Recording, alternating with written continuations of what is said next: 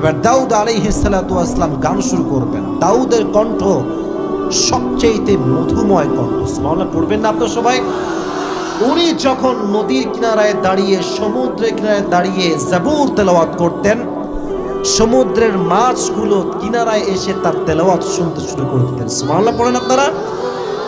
সে লম্বা সময় গান গাবে, জান্নাতীরা মুগ্ধ হয়ে যাবে, এত সুন্দর গান আমরা তো জীবনে কখনো শুনিনি, এত সুন্দর গান। আল্লাহ বলবে এর চাইতে সুন্দর শুনতে চাও? বলবে আল্লাহ এর চাইতে সুন্দর, এর চাইতে সুন্দর আর কি হতে পারে?